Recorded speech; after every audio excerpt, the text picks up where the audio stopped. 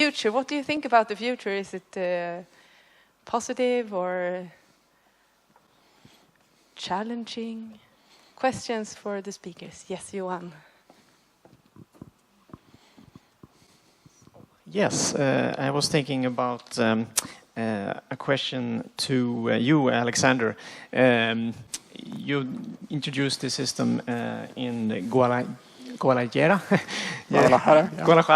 and it looks really promising. I'm just wondering what size and how can we, I mean, in the upcoming future, in the real traffic version, what's the size and how many passengers per hour and things like that would be really interesting to hear about. Yeah, so the first installation, regardless of which city it's in, the first phase of the first installation, I would say it, is going to be around between 8 and 10 kilometers. And it was going to have a capacity, or let's say a projected ridership of about 30 to 35,000 passengers per day. The size has been selected deliberately because nobody wants to create a first system that is huge. They want to take it step by step. And still, you need a certain minimum size to get enough ridership for the investment to make sense. And that's pretty much the starting point when it starts to make sense. You expect this sometime in 2020? Yep, we expect it to be in operation in 2020, late 2020. Mm-hmm.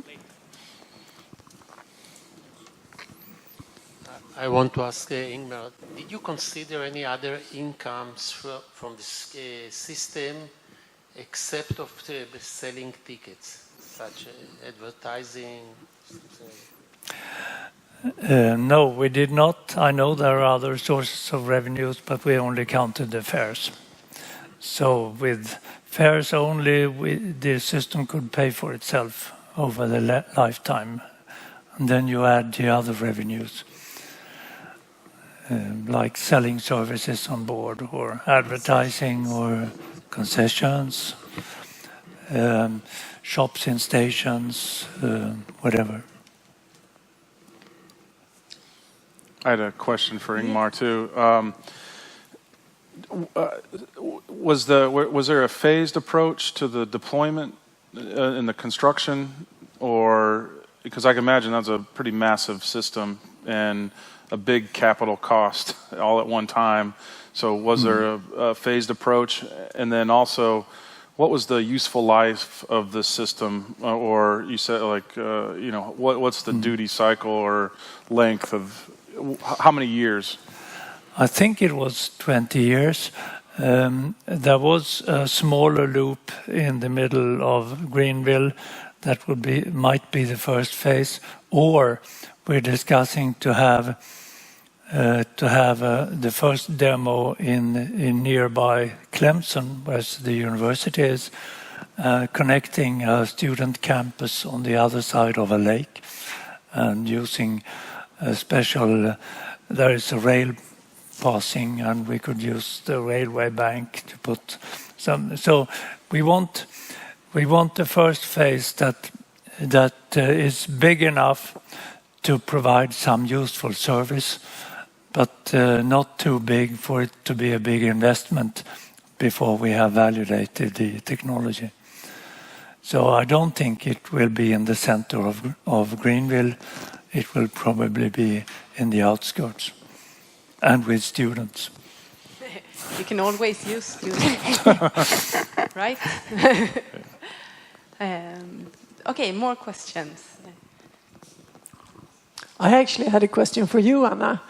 Your first session there, when you spoke about those 4 different developments, or what you could say, you left out the 4th one, which would be like cocooning and private sector driven. Is that when we end up in dystopia, sort of, with lots of self-driving cars everywhere?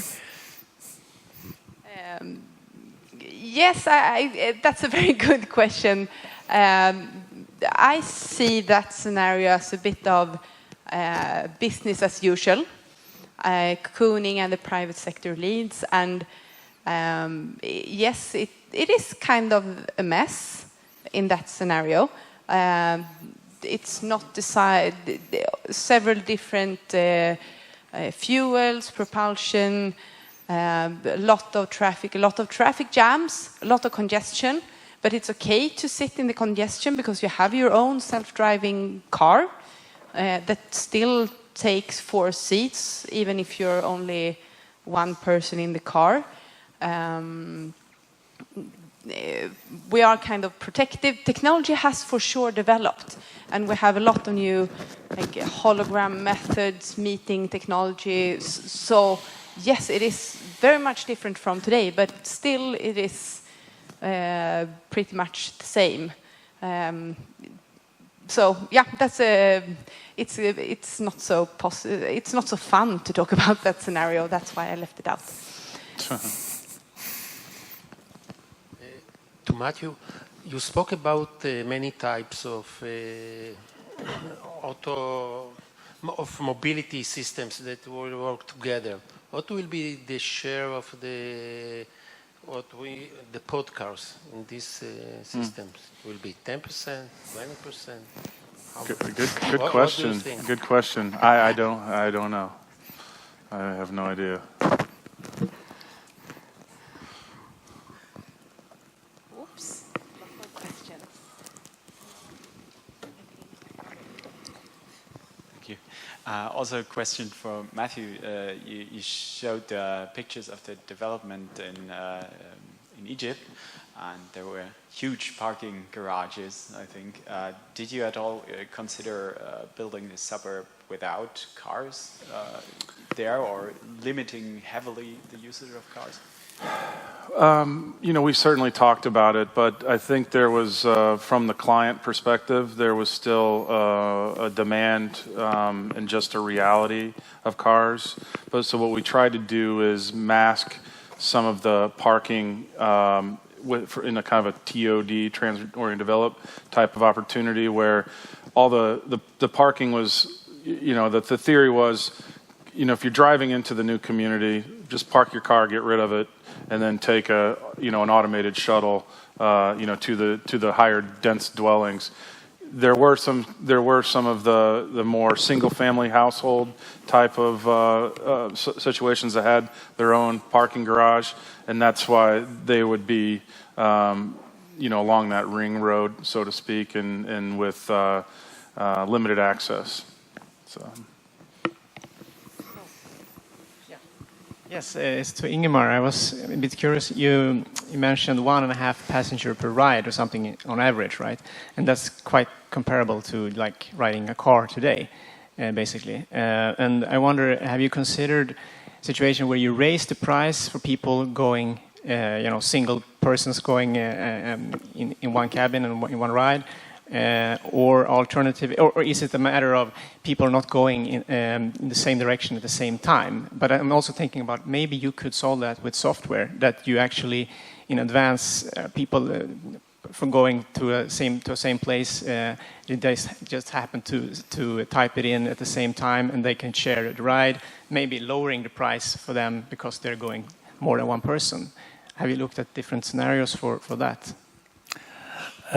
We did not look at price differentiation, although it's a good idea.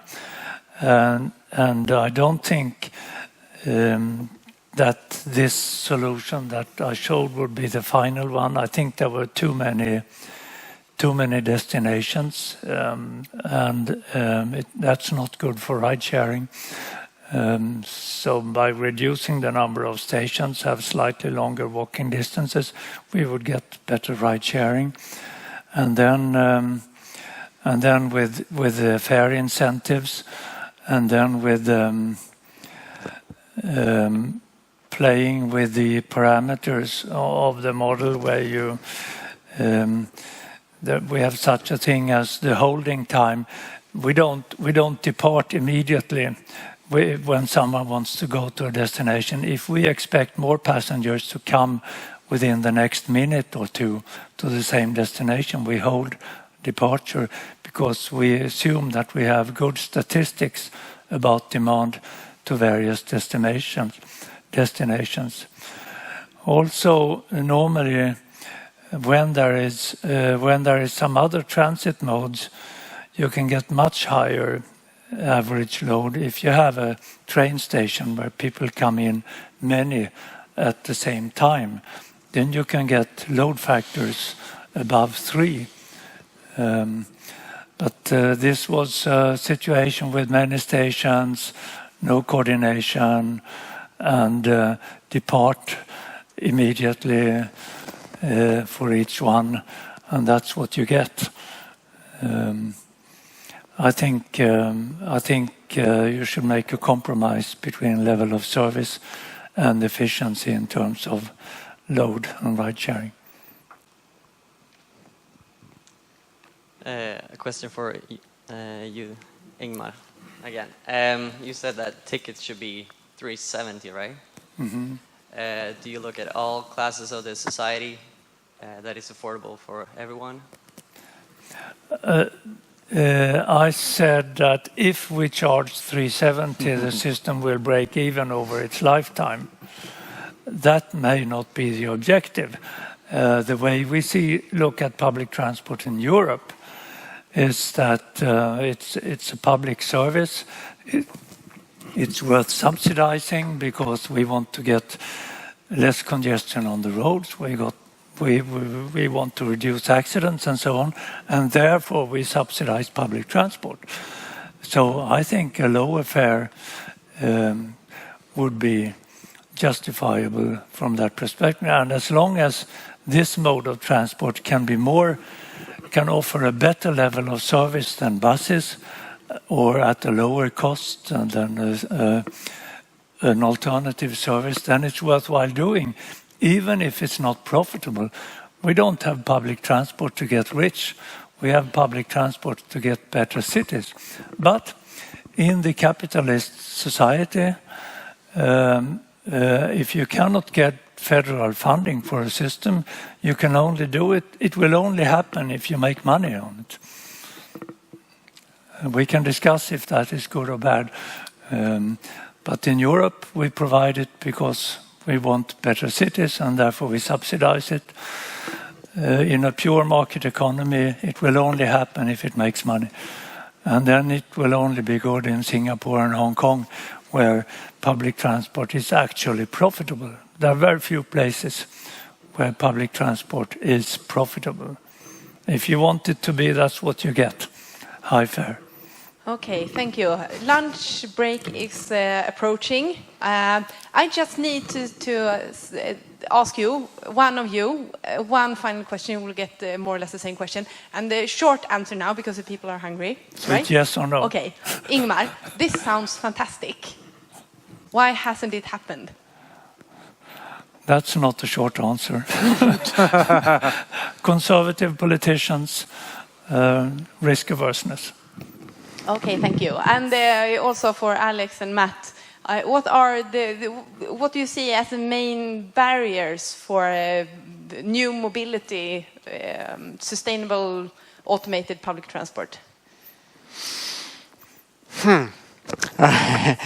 I've been asked that question before, and the way I see it, it isn't just one big barrier. It's a set of hurdles, and you've got to pass one, and then the next, and then the next, and the next. And slowly, you can change the world like that, too.